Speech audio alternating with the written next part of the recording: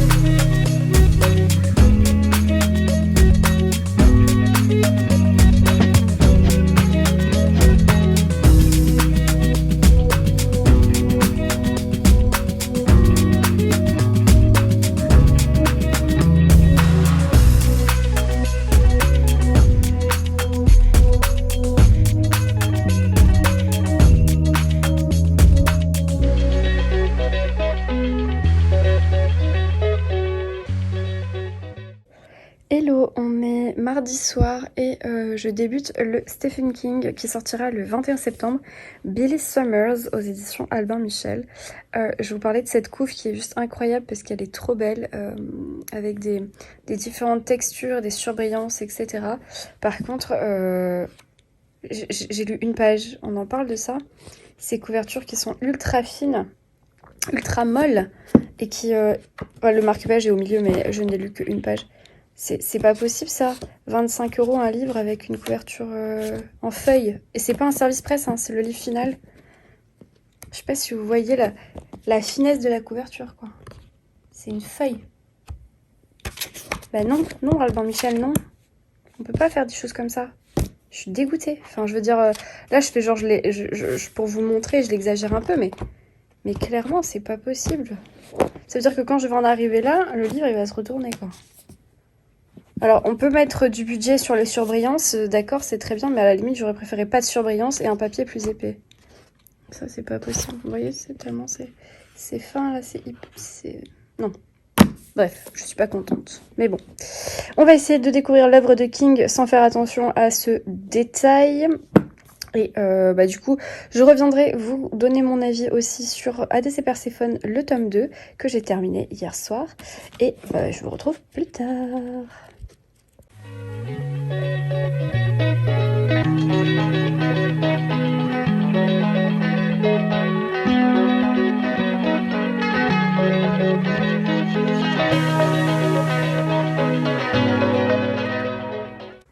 Les commères, ça va? Ça va les commérages? Hello, aujourd'hui on est mercredi. Ça risque de sonner puisque je suis en train de faire à manger et que ça sera bientôt prêt. On est mercredi, j'ai une petite forme parce que je suis un petit peu malade. Voilà, bon, j'ai très mal dormi et j'ai très mal à la gorge. Je pense que c'est la clim parce que j'étais très fatiguée ce week-end. Parce que j'ai beaucoup travaillé. Et que du coup je pense que j'ai attrapé froid. Parce que je ne suis pas vraiment sortie à l'extérieur. À moins que je me suis baignée dans la mer dimanche soir, enfin après-midi, fin de la journée. Je pense pas que ce soit ça, mais bon, bref, peu importe l'enquête sur pourquoi j'ai mal à la gorge. Mais je suis un petit peu malade, donc pas ouf. Bref, je viens vous reparler donc de ma lecture terminée de Hadès oups, là, et Perséphone, le tome 2, A Touch of Ruin, une touche de ruine. Dans ce tome 2, donc, on les retrouve ainsi que les deux mondes, c'est-à-dire le monde réel et le monde des ténèbres, enfin voilà, irréel, avec leurs différentes maisons.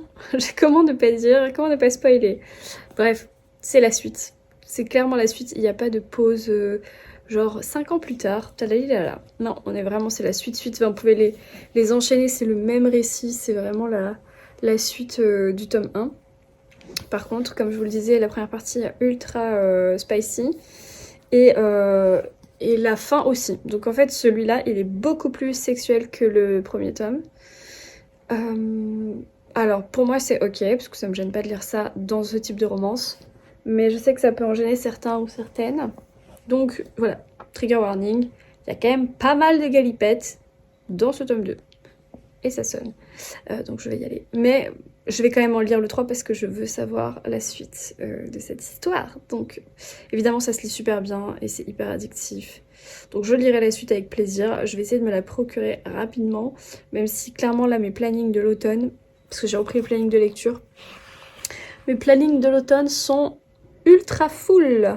Voilà. Et j'ai pas beaucoup d'avance sur mes plannings puisque j'ai commencé à lire Billy Summers de Stephen King hier et je n'ai lu que 50 pages sur 550, donc je suis pas trop à l'avance.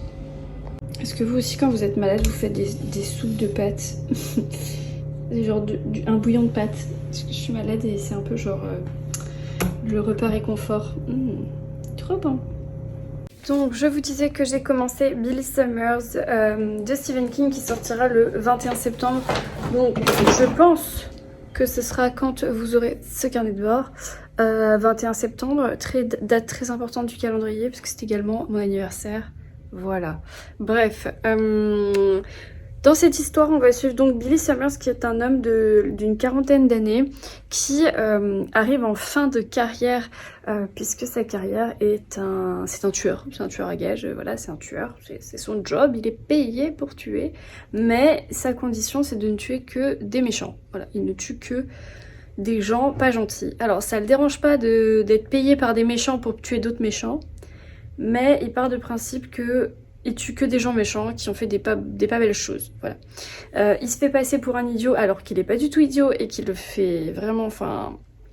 Il se donne un rôle en fait pour que les commanditaires enfin ses patrons en fait, le prennent pour un débile et ça l'arrange puisque lui il peut capter plein de choses.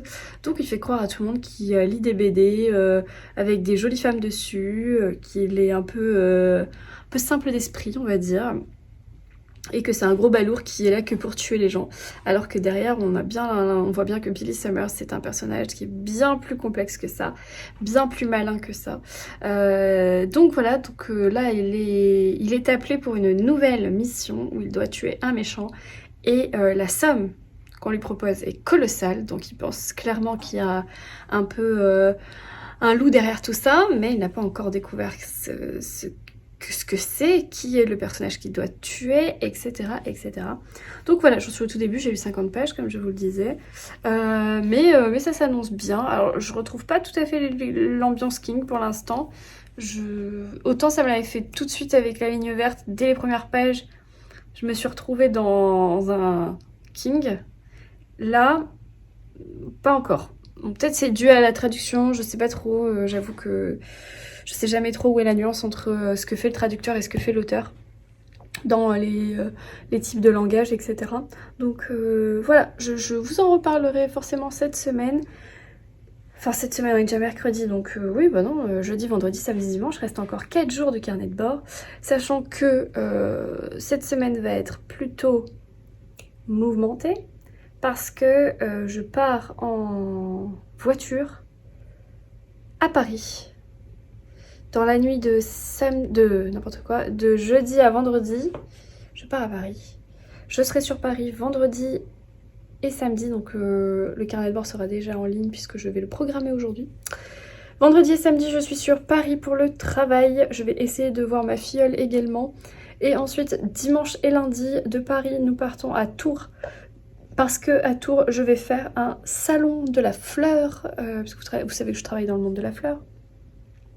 Je vais faire un salon floral donc dimanche et lundi. Et ensuite, je rentrerai lundi très très tard, voire mardi matin très très tôt. Ici, donc voilà. Et sachant que je suis pas... J'ai une petite forme là. Je vais prendre un peu des boosters et puis des choses là. Je vais me faire des jus de fruits ou j'en sais trop rien, mais voilà. Bref, je vous laisse et je vous dis à plus. Ok, ça c'est la situation actuelle. J'ai un thé au citron avec du miel et du gingembre. Ma lecture que j'avance pas du tout parce que j'ai lu 50 pages. Des mouchoirs. Voilà. Des petites graines. Excusez-moi pour moi parce que j'ai les mains sales du coup. Et je vais me challenger parce que là il est 17h05, 5-10. Je vais me challenger et je vais lire pendant 1 heure sans interruption, enfin j'espère, mais je vais essayer de me challenger sans interruption et dans 1 heure je reviens et je vous dis combien de pages j'ai lu, sachant que là je suis à la page 53. Let's go. Bon, il y a eu un petit interlude où j'ai fait à manger et maintenant je joue un peu avec mon chat. Mais sinon, durant cette heure de lecture challenge, du coup, j'ai lu pile poil 50 pages, puisque je me suis arrêtée à la page 103 jusqu'à ce que mon conjoint arrive. Donc c'était cool parce que j'ai pas du tout regardé mon téléphone et que ça m'a permis d'avancer, de lire au moins 50 pages là avant d'aller dîner. Donc j'avance comme une tortue, hein. Je suis à la page 103 sur 550. Mais le décor commence à être bien implanté et du coup, je commence à me familiariser un petit peu avec l'histoire. Et voilà. Et nous, on joue avec notre plumeau merveilleux, magnifique, magnifiquement coloré. Et là, bien sûr, monsieur, il fait genre. Mais en fait, il vient me chercher pour que je joue avec lui. Ah, monsieur Nelson.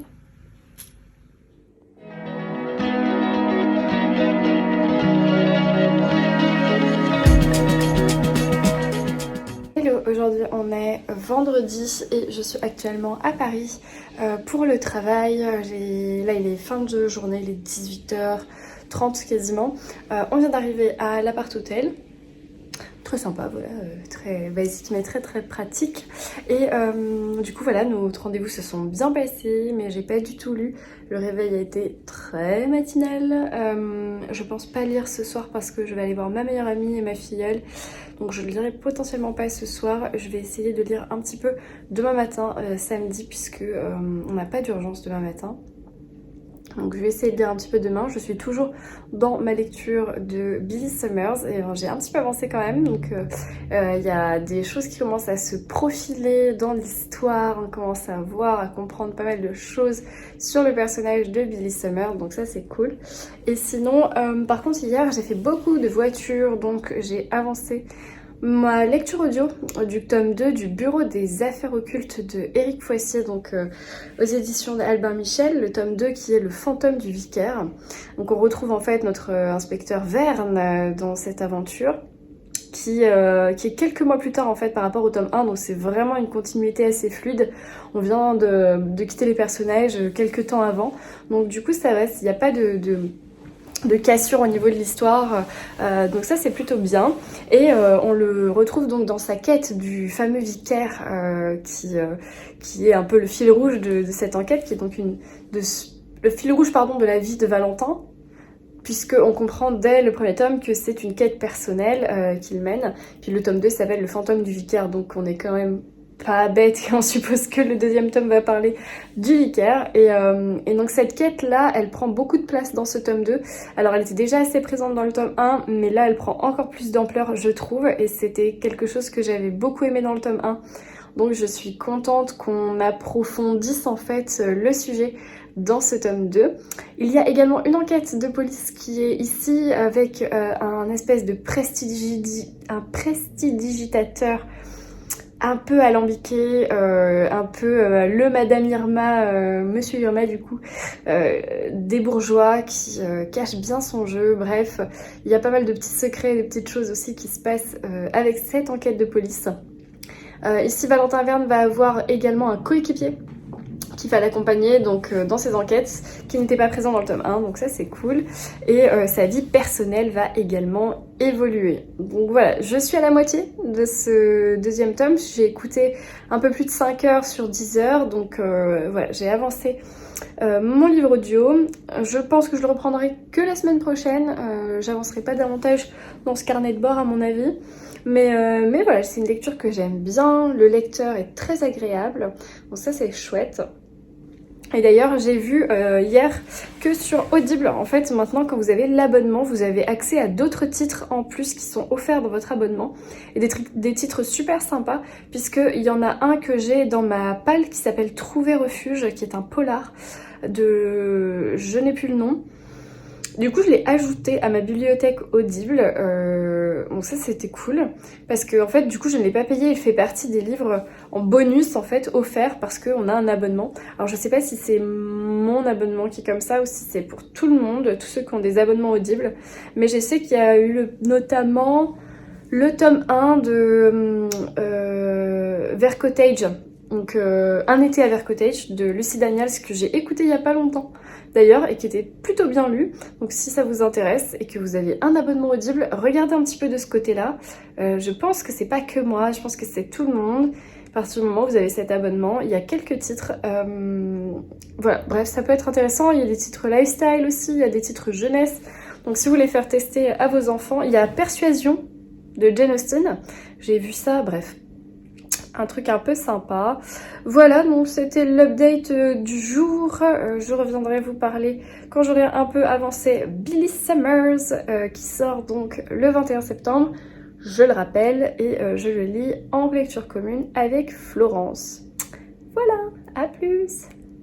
Alors je viens de sortir mon livre et regardez ma pochette à livre qui vient de chez Carole, mais j'ai pas son nom. My Book Création, une vieille pochette à livre que j'adore, qui est en mode voyage.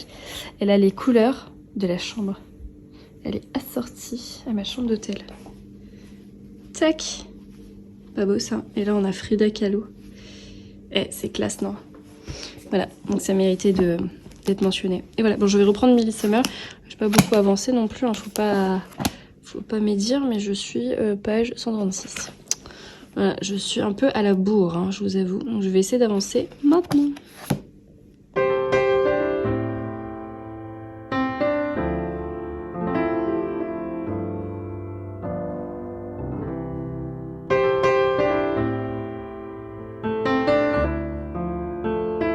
Je suis actuellement dans une forêt enchantée, magnifique, merveilleuse. Tout est rose et blanc au sol. C'est magnifique. Je suis dans un parc des Châteaux de la Loire et je vais dîner avec mon conjoint dans un merveilleux château. Je vais vous montrer, mais en attendant, cette forêt est juste incroyable, magnifique.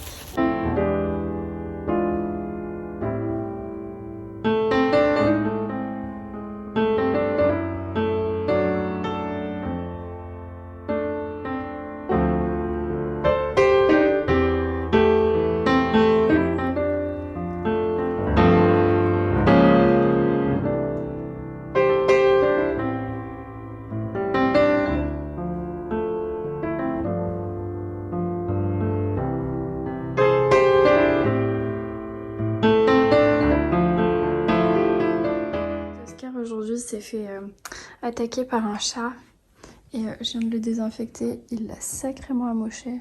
Je sais pas si vous verrez grand chose, mais il lui a fait des trous carrément dans la peau. Donc je viens de le désinfecter. Et là maintenant il se repose parce que il s'est fait attaquer par un chat. C'est un chat qui vient tout le temps dans mon jardin qui appartient à mes nouveaux voisins et qui cherche les embrouilles tout le temps. Sauf que Oscar c'est pas du tout un mâle dominant. Du coup comme il est plus jeune que Nelson, il se bat jamais rien et en fait l'autre il est arrivé, il lui a sauté dessus et il l'a mordu là, il lui a tout griffé le dos. Donc bon, je suis assez saoulée et un peu inquiète, donc on va voir. J'espère que ça va bien cicatriser. Lui, il va rester un peu à l'intérieur et quand il sortira, je sortirai avec lui. Nelson n'a rien pour l'instant parce qu'il était à l'intérieur à ce moment-là, mais du coup, je suis en train de créer une opération anti-chat du voisin. Je vais vous montrer. Préparer des bouteilles d'eau avec du vinaigre blanc mélangé. Il y en a sur toutes mes vitres et j'en ai là-bas sur la table encore. Vous voyez, c'est trempé. Parce qu'en fait, quand il s'approche de ma maison, je l'arrose complètement. Voilà, c'est une technique pour le faire fuir. Donc toutes les bouteilles sont ouvertes, pré-ouvertes, prêtes à l'emploi. Et en fait, depuis ce matin, je l'arrose au vinaigre parce que je compte pas lui faire du mal non plus, il faut pas déconner. Mais je veux vraiment qu'il comprenne que c'est pas sa maison et qu'il arrête d'attaquer mes chats. Voilà, bref, la journée commençait bien.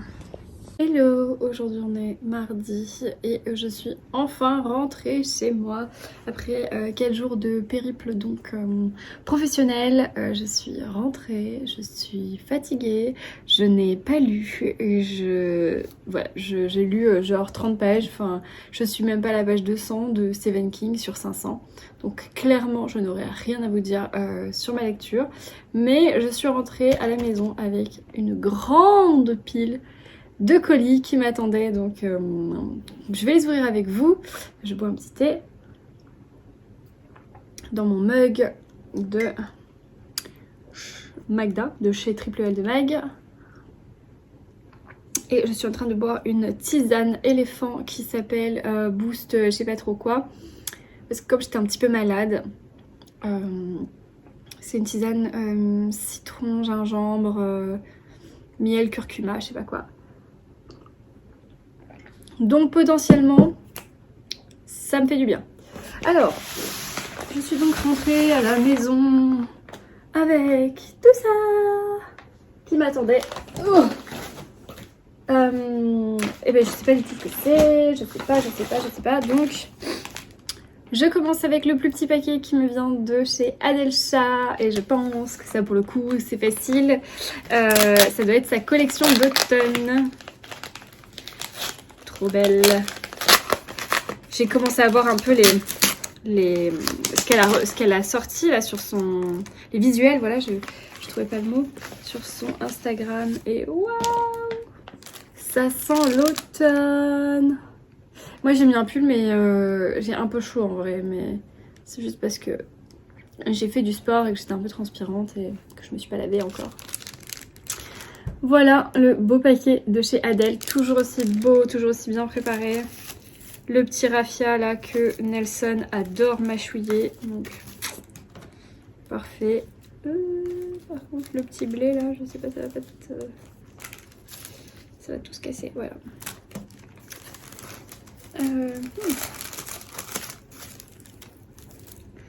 Alors, on a un petit mot.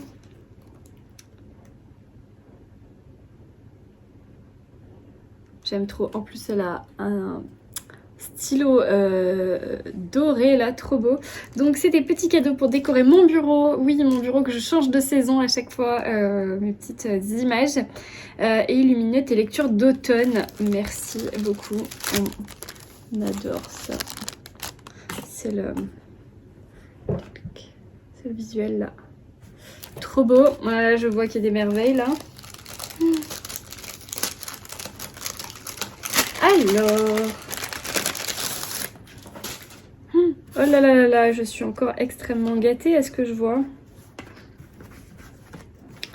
Alors, déjà, des marque-pages bien aux couleurs d'automne, avec beaucoup de fleurs, des châtaignes, des citrouilles, des coquelicot, dahlia, lisianthus, je ne sais.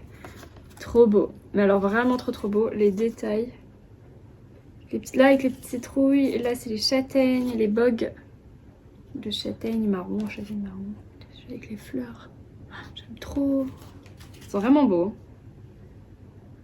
Donc ça c'est format poche. Ils sont trop beaux. Ah après j'ai des petites cartes. Oh là là, c'est beau. Oh là là. Alors 2 cartes pour qui vont décorer mon bureau, ça c'est clair. Celle-là, elle est magnifique. Ce petit coin cosy là sous un espèce de d'érable, trop beau. Et ça c'est typiquement mon bureau d'automne. Enfin non, je ne fais pas de tarte à la châtaigne, mais c'est vraiment l'ambiance que j'ai envie de donner. Elles sont magnifiques ces cartes. Très belles. Ah, avec le petit clin d'œil AC là, j'adore. Là, ça fait pas le focus, mais il y a un petit AC là. Pour Adèle. Trop beau. Petite pomme d'amour, j'adore les pommes d'amour. Et alors, pour finir, 2 marque-pages grand format. Trop beau. Ah, mais c'est un Cozy Mystery marque-page. Trop classe. Alors, un Cozy Mystery marque-page. Donc dedans, il y a Cottage Fantôme et Guet-apens d'Anne Granger, Son espionne royale, Le bureau de mariage idéal, Miss Silver, Chalet bibliothèque, Détective du Yorkshire, Agatha Raisin, Cozy Mystery, enfin bref. Il est magnifique. Un peu dans les tons nude, pastel et tout. Et alors celui-là, c'est vraiment octobre. C'est vraiment des lectures automnales, avec un style automnal. Légende d'automne d'Harrison. Octobre, donc j'ai lu. Octobre de Soren Sveistrup, j'ai lu aussi. Serment d'automne, j'ai jamais lu. Automne, j'ai pas lu. Outlander, Les tambours de l'entome, le tome 4, je l'ai lu. Dans la forêt de Jean England, je ne risque pas de la lire. Par un matin d'automne de Robert Godard, je l'ai lu. Novembre de Flaubert, je ne l'ai pas lu. Un automne à River Falls, je ne l'ai pas lu. Virgin River, j'ai pas lu, mais j'ai regardé la série. Une journée d'automne. L'automne des chimères. Un automne de Flaubert. Novembre. Je n'ai pas lu. Les autres, j'ai pas lu. Oh, mais ils sont trop beaux. J'adore cette collection. Je croyais qu'il y avait le chat là, mais non. J'adore cette collection de chez Adèle. Ils sont magnifiques. Donc ça, c'est des grands formats. Voilà la différence avec les petits formats. Tac. Alors la présentation est ultra brouillon, j'en suis désolée. On va essayer d'être plus trop beau. Je vous retourne la caméra et je vous montre.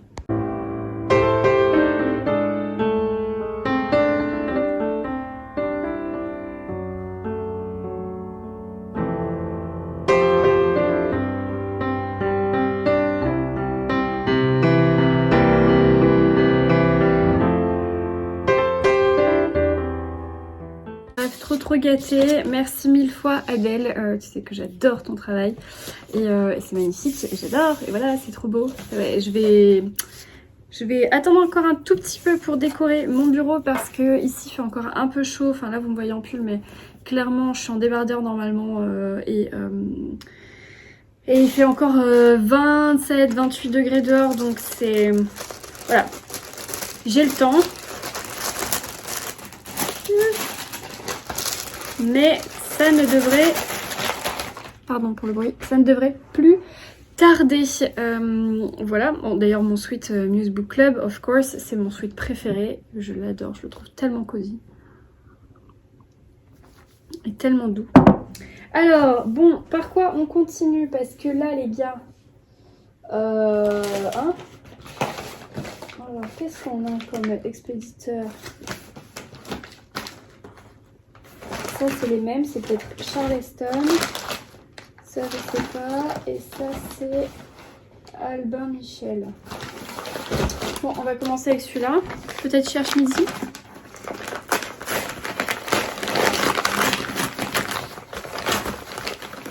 Pas du tout, c'est pas Charleston. C'est le nouveau Amy Harmon, un tourbillon de sable et de cendres. Alors Amy Harmon, je sais pas si vous vous souvenez, j'ai adoré son précédent roman, mais j'ai plus le titre. Ça se passe en Irlande et tout. Ce que murmure le vent. Voilà, c'était ça. Et du coup, ça c'est son nouveau. Un tourbillon de sable et de cendres. Je ne sais même pas de quoi ça parle parce que quand j'ai vu qu'elle sortait un nouveau roman, je dis ok, je signe de suite parce que c'est une valeur sûre. Alors, un tourbillon de sable et de cendres, Florence, début des années 40.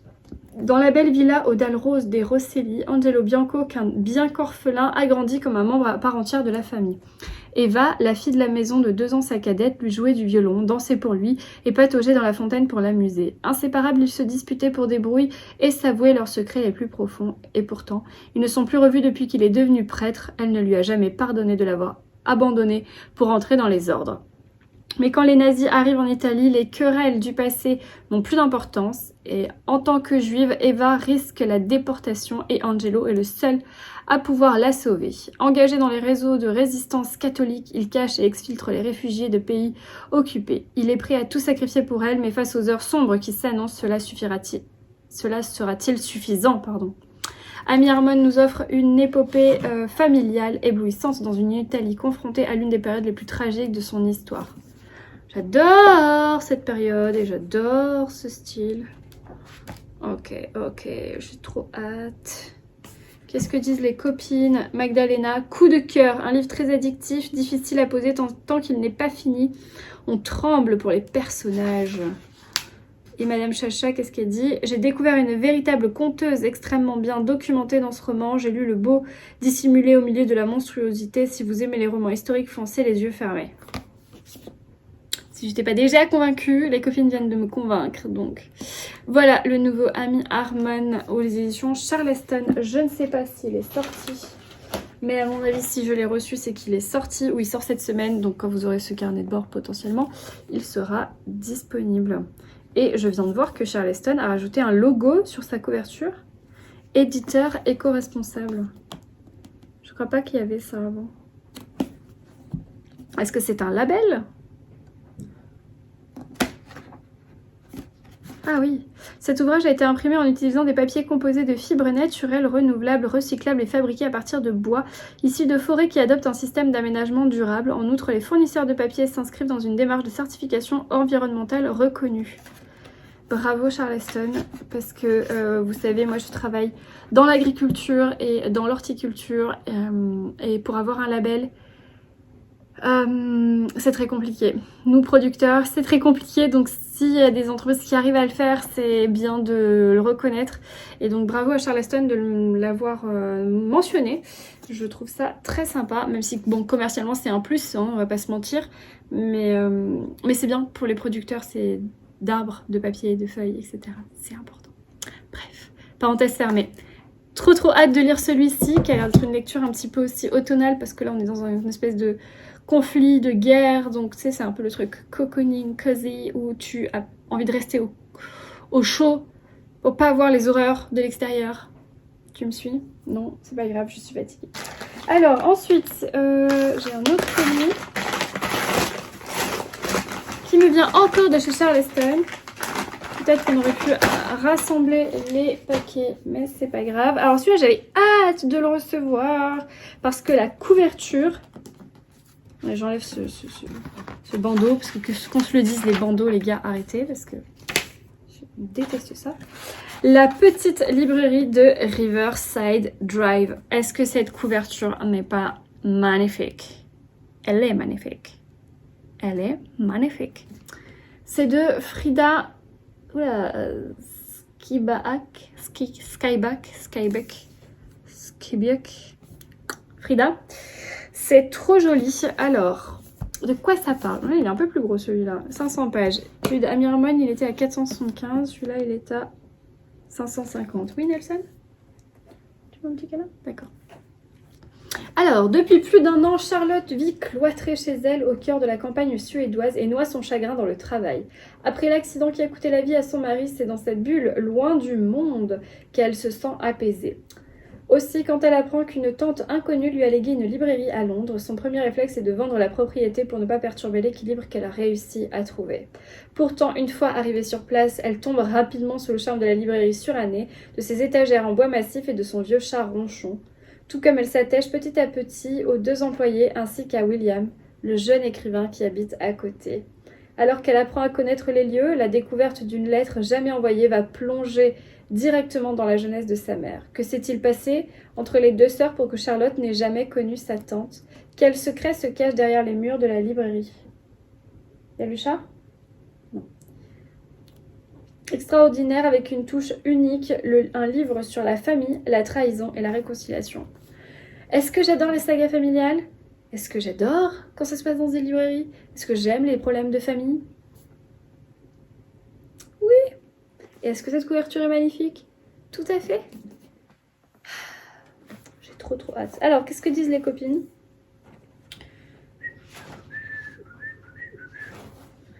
Où est-ce que vous êtes, les copines? Vous n'y êtes pas? Ah si, Magda. Une très belle découverte lorsqu'on aime la lecture et les livres. Certains passages dans la librairie sont un régal à lire. Tac, tac, tac. Sophie, tiens. Secret de famille, librairie londonienne et double temporalité. Tous les ingrédients sont réunis pour passer un moment unique. Pardon. J'aurais écrit ce que tu as écrit. Sont réunis pour passer un moment magique hors du temps. Eh ben... Trop bien. Trop bien, trop bien, trop bien. Mais alors, Frida Skibak a toujours rêvé de devenir écrivaine et a écrit sa première histoire à l'âge de 5 ans. Après avoir publié plusieurs romans historiques, elle est revenue à la littérature contemporaine, avec la petite librairie de Riverside Drive, qui s'est hissée en tête des listes des best-sellers en Suède et est en cours de traduction dans 9 pays. Trop bien. Trop bien. Ça aussi, ça fait cosy, non? Tout fait cosy ou c'est moi? En même temps, les livres Charleston sont des livres cosy. Bébé, viens. Viens jouer. Regarde, il y a le papier de chez Adèle. Bref, on jouera après. Alors, je continue cet unboxing hyper long. J'ai reçu un autre paquet. Et oui, c'est encore Charleston. Je crois qu'ils ont envoyé toute leur collection, toute leur sortie. Alors, Les héritières de Lovenoff. Ben oui, le tome 2. Le secret de Mathilda, de Corinna Baumann. Alors, la couve fait ultra automnale. Par contre, j'ai pas encore lu le 1. Donc, je pourrais pas lire cet automne. Eh, mais au niveau briques, les gars, vous lâchez, hein. Parce que c'est un palasso. Trop beau. Et c'est de Corinna Baumann, j'ai déjà dit. Le tome 2, cette couve est trop belle aussi. Elle est ultra automnale, très sombre. Alors, Corinna Baumann est la réponse allemande à Lucinda Riley. Qu'en penses-tu?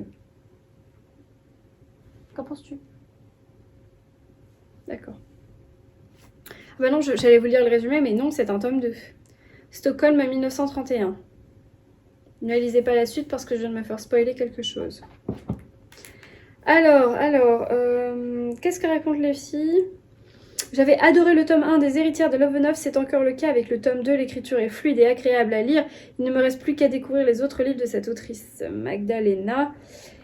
Et Madame Chacha, qu'est-ce qu'elle nous raconte? Corinna Baumann nous prouve une nouvelle fois son talent de conteuse. Les émotions des personnages nous bouleversent. Leur querelle nous énerve. C'est plus de 600 pages. Ah, c'est plus de 600 pages sont passées à une vitesse folle. Pardon. Comme pour le premier, l'histoire est addictive et prenante. Elle vous donnait trop envie, les filles. En vrai, je me lirais trop en Charleston, là. Mais je suis pas du tout dans mon planning de lecture.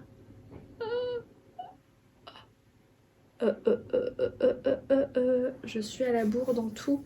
En fait, à cause de ce... Ah, mais t'es là, mon bébé? Tu veux participer?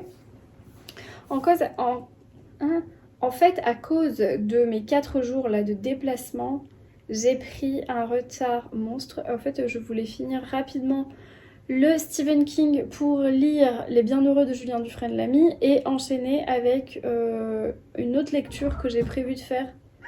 Oui? Qu'est-ce qu'il y a, Oscar? Une autre lecture que j'ai prévu de faire avec Floriane depuis un moment, et pas du tout avec Floriane, avec Camille. Je suis vraiment fatiguée. Mais je suis à la bourre. Donc tout le monde commence sans moi et moi je suis à la bourre. Bref, j'ai un dernier paquet à ouvrir et après je conclue ce carnet de bord, promis. Mes chats veulent être de la partie, dis donc. Ça va mes bébés? Il est où le chat méchant? Il est pas là, hein? Sinon je l'arrose. Alors du coup, dernier colis qui vient de chez Albin Michou.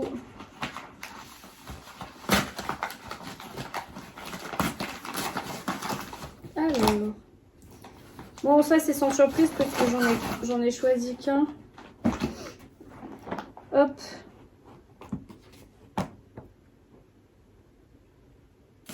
Et donc, il s'agit du dernier Bernard Werber, la diagonale des reines. Est-ce que ça a une suite avec les abeilles?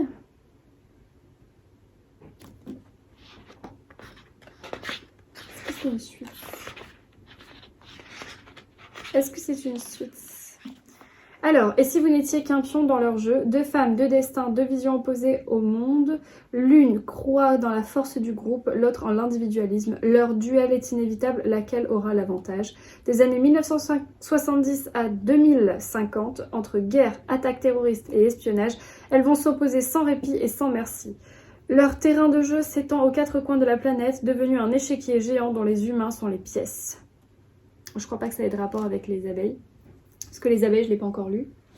Dans ce roman puissant porté par deux héroïnes exceptionnelles, Bernard Werber ajoute l'art de la stratégie à ses thèmes de prédilection pour nous entraîner dans une aventure contemporaine fascinante et visionnaire. Ça a l'air assez rapide, court. Et j'adore Bernard Werber. J'en ai pas lu énormément.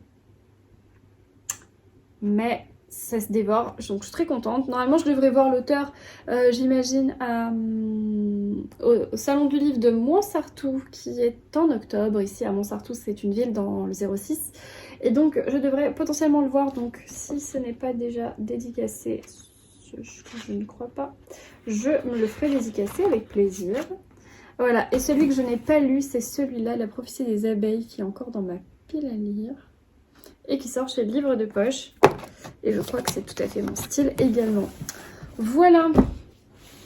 Est-ce que j'ai tout ouvert? Oui. Ouh. Tac. Donc, 4 romans. Cale-porte. Briques pavées comme vous voulez. Voilà, je ne vais pas m'ennuyer, ça c'est sûr. Mais 4 histoires complètement chouettes. Alors, 2... le roman historique, une saga familiale et une histoire mystérieuse quand même, de dualité, j'ai envie de dire, sur les convictions. J'adore cet auteur, je le trouve tellement intéressant. Il faudrait que je lise plus de Bernard Werber.